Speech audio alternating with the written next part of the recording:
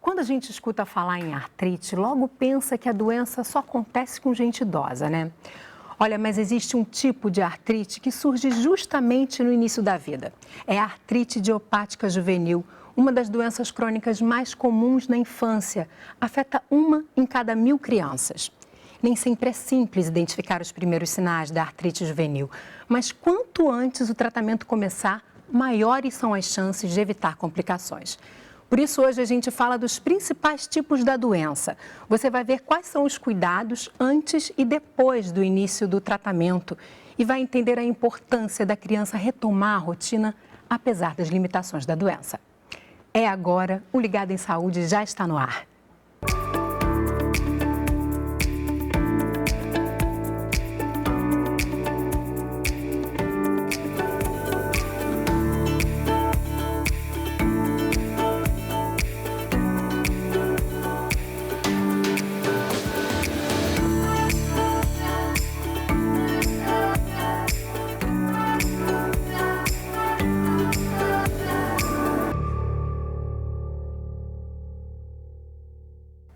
E quem conversa comigo sobre a artrite idiopática juvenil é a reumatologista pediátrica Cristiane Costa Diniz, do Instituto de Puericultura e Pediatria Martagão Gesteira, da UFRJ. Tudo bem, doutora Cristiane? Oi, Marcela, tudo bem? Tudo bom, que obrigada. Que bom estar aqui, principalmente para falar de reumatismo na infância, um tema muito difícil que as pessoas desconhecem, né? É verdade, né? E é sempre bom a gente trazer essa informação e alertar sobre a possibilidade dessa doença, que na verdade é um conjunto de 7 doenças com algumas variações, né, doutora, que tem artrite como sintoma comum. Mas vamos começar explicando o que é artrite? Bom, artrite é um sintoma. É um sintoma que acomete as articulações. É uma inflamação? É uma inflamação, é uma doença autoimune. Então, por um motivo que a gente desconhece, por isso o nome da doença é artrite idiopática, e começa uma inflamação nas articulações. Pode ser única, pode ser várias articulações e pode também pegar outras partes do corpo. Tá, a gente vai chegar lá para falar um pouquinho dessas variações, né? Mas antes vamos dar uma olhadinha, gente, só para a gente entender quais são as características da artrite. Vamos ver? A gente tem aqui uma lista de características que vão facilitar essa compreensão. A artrite, ela traz um aumento do volume, né, nessa região onde a articulação foi acometida, calor, vermelhidão, limitação de movimento e também a dor, né, doutora? Agora, é importante fazer um alerta sobre essa característica, sobre a dor, porque no caso da criança, às vezes a dor, ela não é tão marcante, não é? Pois é, e uma coisa muito importante a se falar é que há uma diferença de artrite e artralgia. A artralgia é só dor. A artrite tem que ter obrigatoriamente essas características. E aí a dor na criança, muitas vezes a gente fala que pena que a criança não está com dor porque a mãe traria mais vezes para a gente. Nessa vida corrida, com creche, com tudo, muitas vezes os pais não dão banho nas crianças. Elas já vêm quase que dormindo para casa. E aí, quando vão notar, já tem um joelhinho fletido. O joelho fletido é que, sem a dor, a inflamação foi tomando conta, então o joelho já fica... É como se, assim, o meu cotovelo não estende todo, então ele fica fletido. Já é uma certa deformidade causada pela doença. Já é uma deformidade causada pela doença. E aí, quando essa criança começa a mancar, e aí a mãe vê que de manhã cedo, que isso é um dos principais fatores para a gente alertar, de manhã a criança sai da cama com dificuldade, fica mancando. E muitas vezes, assim, não fala que tem dor, mas sai mancando da cama. Então, já mostra, isso é dor, porque sai mancando. Está mancando por quê? Mas essa dor, ela tende a diminuir ao longo do dia e, por isso, muitas vezes a família também... Ao longo do dia, com o exercício, ela melhora. Então, isso é um fator completamente importante e diferente das doenças ortopédicas. E, doutora, a gente vai destacar agora, então, os 3 tipos de artrite idiopática juvenil mais comuns. Vamos dar uma olhadinha neles? Vamos lá. Olha, o primeiro tipo que a gente vai destacar é a oligoarticular, que ela afeta até 4 articulações e também os olhos. A gente mostrou ali a articulação do joelho, né? E os olhos, sinalizando que há um risco de afetar esses órgãos, né? Qual a gravidade disso, doutora? Bom, a gente costuma falar que da gente, dos reumatologistas, às vezes os pais podem se livrar um pouquinho, mas do oftalmologista não. Porque a uveíte, úvea, é um órgão que tem no olho e a inflamação se chama uveíte. Porque inflama justamente essa parte. Inflama essa parte. Essa é silenciosa, não dói, não escorre, não fica vermelho. Quando começa a ter esses sintomas, o olho já está muito acometido. Então, quando a gente faz o diagnóstico, e principalmente se for menina, se tiver um exame de sangue, que depois a gente fala sobre isso, positivo, a chance é maior de ter essa doença ocular.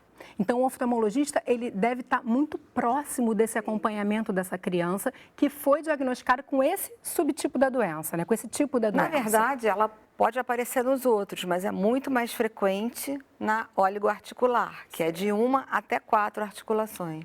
Vamos dar uma olhadinha na próxima, que é a poliarticular, porque ela afeta justamente mais de 4 articulações. Por isso a gente está ali mostrando, destacando o joelho, um tornozelo, quadril, os dedos dos pés, das mãos e a mandíbula. Claro que isso é um exemplo, ela pode afetar qualquer uma das articulações, né? E uma coisa muito frequente são as mãos e os punhos, tá? Mão, punho e os pés, principalmente das meninas, é uma doença mais comum nas meninas. De uma forma geral, de todos os tipos? Tirando do tipo sistêmico, que você ainda vai mostrar, o sistêmico pode ser nos dois sexos. Mas, geralmente, na mulher é mais acometida.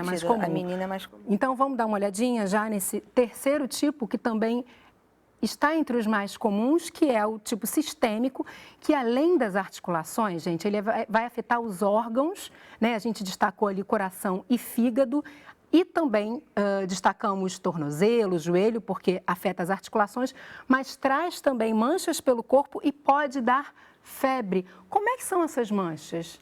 Olha só, uma característica da doença são essas manchas, principalmente no horário da febre.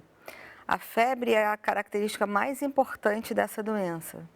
Muitas vezes a artrite vem muito tempo depois. Então, são 2 picos por dia, 2 picos de febre muito alta. A criança ela fica completamente prostrada durante a febre. Parou a febre, deu remédio de febre, a criança brinca, pula. Aí a mãe fala, olha, não parece que essa criança tem nada. Vem a febre, a criança fica completamente prostrada. E o problema, a febre é mancha, né? Junto com as manchas. Que é o quê? Vermelha? Então, essas manchas são muito parecidas com muitas viroses. E isso é um problema de diagnóstico. Agora, qual é a faixa etária, normalmente, doutora, em que aparecem os primeiros sintomas? Para que os pais, as famílias que estejam nos assistindo possam ficar atentas, né? Bom, a artrite, ela é subdividida em grupos e a idade também vai acometer diferentemente os grupos. Então, naquele primeiro tipo, que normalmente é um joelhinho, é uma menina pequena, 3 anos, 4 anos, a faixa maior é essa, pré-escolar, 3, 4, 5 aninhos, tá? Menino também é acometido, mas é menos do que menina, tá? Bebê, a gente tem bebê de 8, 9 meses que aparece com o joelhinho inchado, um tornozelinho inchado. Só que esse tornozelo inchado é tão sutil e às vezes a criança ainda nem anda. Então é muito difícil. Então a criança que engatinha com alguma dificuldade tem que ser chamada a atenção. A poliarticular tem 2 picos de incidência. A poliarticular mais frequente é nas meninas mais velhas. Quantos anos? Qual idade? Mais ou menos de 10 anos a 14 anos, tá? Nós temos um corte, que a artrite é diagnosticada em menores de 16 anos de idade, tá? Então, de 10 a 16 anos, a poliarticular é mais frequente nas meninas. Pode ocorrer em ambos os sexos também na idade pré-escolar, tá? E nos meninos, Outro tipo que nós não falamos, e é uma doença mais comum em meninos, é muito parecida com as doenças masculinas, a espondilite anquilosante. Mas na infância faz parte da artrite ainda, porque acomete as artrites periféricas, o tornozelo, o joelho. Agora, por toda a nossa conversa aqui, ficou claro que o mais complicado é você diagnosticar, né, essa doença. Não existe um exame certeiro que vai trazer essa resposta? Como é que é chegar até esse diagnóstico? O diagnóstico das artrites é clínico. Então, é você ver uma junta inchada e conversar, a anamnese, perguntar para a família como é que começou, quanto tempo tem, que horas que dói mais, é de manhã, é de noite, é quando vai dormir? O inchaço começou depois, passou para o outro lado. Então, nós temos que excluir outras doenças que também têm artrite, entendeu? Então, não existe um exame, por isso que se chama artrite idiopática juvenil. No adulto se chama artrite reumatoide. Por quê? O fator reumatoide normalmente é positivo. Na infância, não. O fator reumatoide é um exame de sangue. Um exame de sangue que é sinalizado essa questão. Na infância, ele vai estar negativo. Bem, vamos fazer um intervalo bem rapidinho e daqui a pouquinho a gente vai falar sobre o tratamento da artrite idiopática juvenil. É no próximo bloco. Não sai daí que o Ligado em Saúde volta já.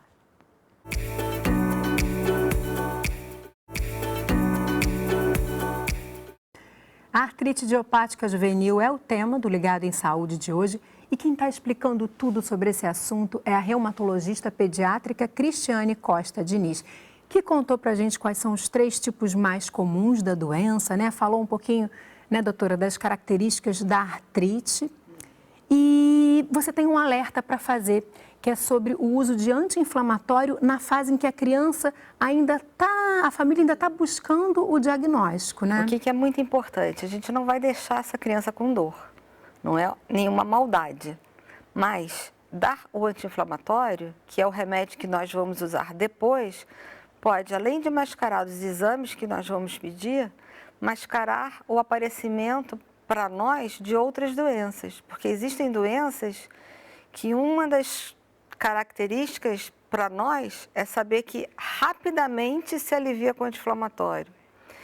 A artrite idiopática juvenil já demora um pouco mais para resolver com o anti-inflamatório, mas existe uma outra doença que também cursa com artrite e que você dá o anti-inflamatório, acabou, melhorou. E aí, como é que a gente vai fazer esse diagnóstico? Ou seja, é melhor optar por um analgésico, né? Então, vamos dar os analgésicos para as crianças. Não é para fazer maldade, é para não deixar com desconforto. A gente vai contornar a dor, mas sem mascarar os exames e dificultar o diagnóstico. E o diagnóstico. Isso é muito, muito importante. Vamos dar uma olhadinha agora, gente? A gente vai ouvir a história da Tainá, que tem 13 anos e foi diagnosticada com artrite idiopática juvenil aos 7 anos de idade. Vamos ver. Hoje eu consigo ver a Tainá, embora tenha essa condição, né, essa limitação, mas ela consegue brincar, ela consegue estudar, ela leva uma vida normal, né? Até porque a gente também não fica colocando muito essa questão de doença para ela não ficar achando que ela é coitadinha ou ficar prostrada. Então, a gente sempre tenta mostrar para ela que ela pode fazer qualquer coisa, né? Sabendo que tem coisas que para ela vai ser um pouquinho mais difícil do que para uma criança que não tem a doença, mas que ela também é capaz de fazer as mesmas coisas que uma pessoa que não tem dificuldade nenhuma consegue fazer.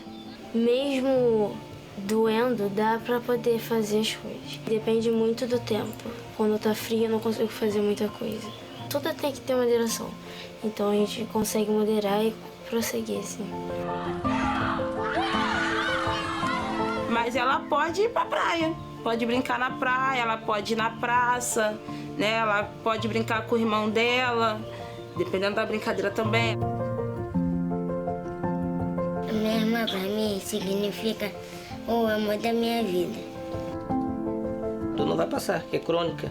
Então a gente tem que tentar fazer ela se mexer para melhorar. A gente fala, Tainá, se mexe que você vai melhorar. Eu espero pro futuro dela que ela conquiste o que ela sonha. Aquilo que eu não posso ter, ela tem em dobro. Eu quero fazer faculdade de medicina mais para ajudar também as pessoas, como os médicos me ajudam. Eu espero que ela seja uma médica brilhante.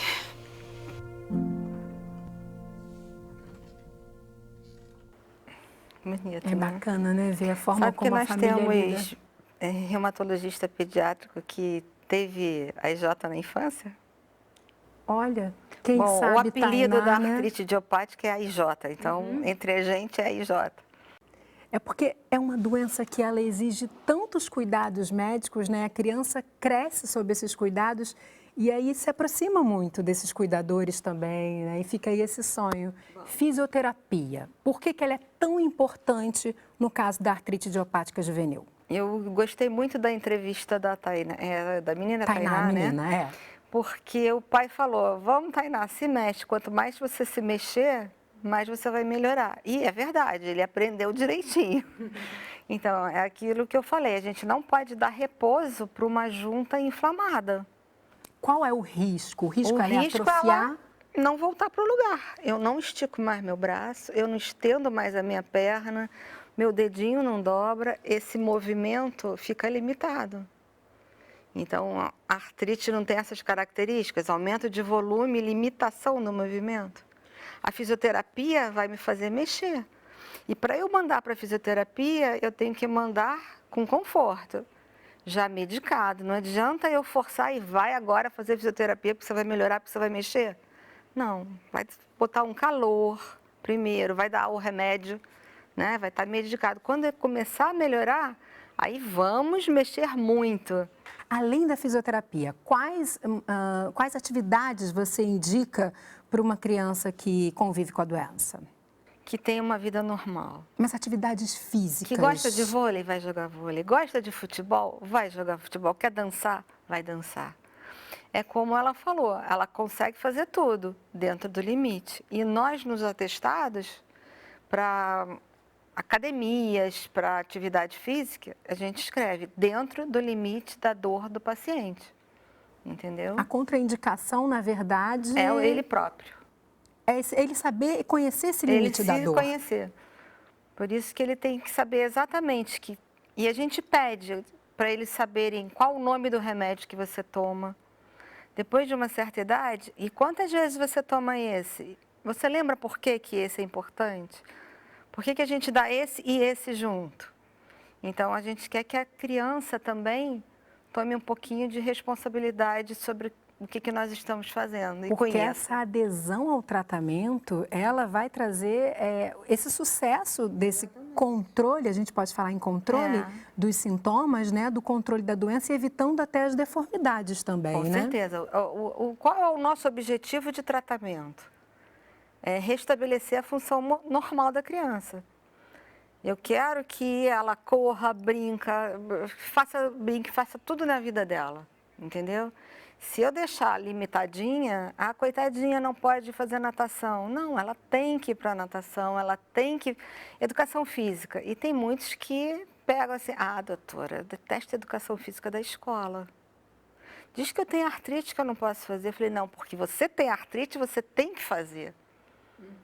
Então, assim, não dá para não fazer educação física. Por isso que você fala em levar uma vida normal, né? Que é o levar uma mais vida importante. normal. A base do tratamento é com imunossupressores. Explica pra gente o que é isso, rapidamente, de uma forma bem objetiva, e quais as consequências disso, né? A IJ é uma doença autoimune. Autoimune significa que há uma desregulação da imunidade. Ela não está baixa, ela está desregulada, tá? E também não vou te dizer que ela está aumentada, não, ela está desregulada. Os medicamentos são para agir nas células. E quando eu ajo nessa imunidade, eu também ataco as coisas boas. Então, eu vou diminuir a imunidade dessa criança para tentar dar uma balançada nesse sistema autoimune. Então, o que é muito importante? Quando a gente vai começar a tratar, a primeira coisa que pede é: quero o seu cartão de vacina. Por que o cartão de vacina? Assim, se a população soubesse o quanto o Brasil é bom de vacina... Somos referência nisso, Então, se a gente tem tudo de bom que é dar essa opção para as crianças sãs. E para as crianças que estão doentes, além das vacinas que estão no PNI, no calendário normal, a gente tem os CRIs. Então, nós encaminhamos com uma cartinha e eles vão fazer as vacinas necessárias para a gente poder imunossuprimir. Só trazendo, os CRIs são os Centros de Referência em Imunobiológicos especiais. Centros de Referência para Imunobiológicos especiais, fazem parte do SUS e lá a população, então, que não pode, por algum motivo, né, como esse que a gente está tratando aqui, tomar as vacinas que fazem parte do calendário básico vacinal, ali ela encontra vacinas especiais para ficar protegida. Então, muito importante que ela esteja protegida antes de usar esses medicamentos que vão abaixar essa imunidade. A gente nunca sabe o dia de amanhã. Como que a gente vai saber qual criança vai ser ou não acometida? É claro que se você já tiver uma história familiar, já é um fator a mais. Mas se todo mundo vacinar suas crianças direitinho, se acontece uma situação como essa, que a gente vai ter que imunossuprimir a criança, ela já vai estar... Ela não está em risco, né? Ela não tem risco. A gente falou, você citou, né, sobre a importância, além da fisioterapia, do psicólogo. Tanto para essa família, gente, porque imagina como é que é você conviver também com uma criança que sofra dessa doença, né? E também para a própria criança é muito importante esse apoio. Por isso a gente vai trazer aqui a palavrinha de uma psicóloga. Vamos dar uma olhada. A gente pensa em família, pensa em mãe, pensa em culpa. São quase sinônimos, né? A gente brinca aqui. Então, é impossível a gente não trabalhar a culpa. A gente tem que trabalhar a culpa. Mas o que a gente percebe no dia a dia é que aquelas famílias que super protegem a criança, né, o andamento dessa doença pode ser agravado, porque ela protege tanto, né? E a gente vê essa diferença. Aquela família que, diante da crise, da dor, acolhe, mas quando minimiza os sintomas, a criança volta ao futebol ou volta à natação, né, tem uma vida normal, essa criança tem uma adaptação melhor, né? E as outras crianças que são muito super protegidas, a gente percebe que tem sempre um agravamento maior do sintoma. Não pode tentar proteger a criança não falando do que ela tem. Isso que eu acho que é mais importante, porque senão a criança fica numa solidão psíquica. Ela entende que é difícil para os pais isso, então a criança também não quer levar mais sofrimento para os pais, entendendo que aquele assunto não pode acontecer na família. É importante a família entender que essa criança tem que viver a vida da melhor forma possível. Não tem por que se culpar, né? A gente não sabe qual é a etiologia dessa doença. E a ideia é que tente viver uma vida normal, né, o melhor possível, né, nesse mundo possível. Tá aí, né, corroborando o que a gente falou. Para a gente finalizar, é uma doença crônica, né, ela não tem cura, mas os sintomas podem ser controlados, ela pode entrar em remissão? Explica para a gente o que é isso e quais são as chances disso acontecer. Então, a primeira pergunta é quando a gente fala que a criança tem artrite, os pais, mas doutora, vai curar ou é para o resto da vida? Infelizmente, a gente não tem aquela bolinha mágica e o que a gente sabe de literatura médica é que algumas delas podem entrar em remissão, ou seja, elas podem dormir durante um período. A criança fica até mesmo sem remédio. Os sintomas adormecem, né? Fica sem sintoma nenhum e a gente consegue tirar os remédios, tá? A gente consegue tirar completamente os remédios. Agora, dependendo do curso e do tipo de artrite, às vezes 1, 2 anos depois da retirada da medicação ela volta, ou ela vai voltar na idade adulta. Infelizmente, nós não temos um acompanhamento sistemático, mas a gente tem literatura de outros países que fazem e que a gente vê que na idade adulta elas continuam com artrite. Bem, mas o mais importante, né, que eu acho que são as mensagens principais que a gente trouxe aqui hoje, é que existe tratamento, é importante estar atento aos primeiros sinais, porque esse diagnóstico precoce, ele faz toda a diferença, né, nessa evolução da doença. O tratamento está disponível no SUS, né, que é um tratamento gratuito, e é muito importante que essa criança, essa família, né, se comprometam com esse tratamento para uma melhor evolução aí dessa doença. Doutora, muitíssimo obrigada pela sua presença. Obrigada a você pela oportunidade, adorei. Até uma próxima. Obrigada. E o Ligado em Saúde de hoje fica por aqui. Se você chegou só agora, corre lá no site. Dá para rever este programa e todos os outros que nós já fizemos. Se quiser falar com a nossa equipe, manda mensagem para o nosso WhatsApp pelo número 997018122 ou ligue para o 0800 701 8122. E para continuar ligado na gente, visite as redes sociais do Canal Saúde. Eu te encontro no próximo programa. Até lá!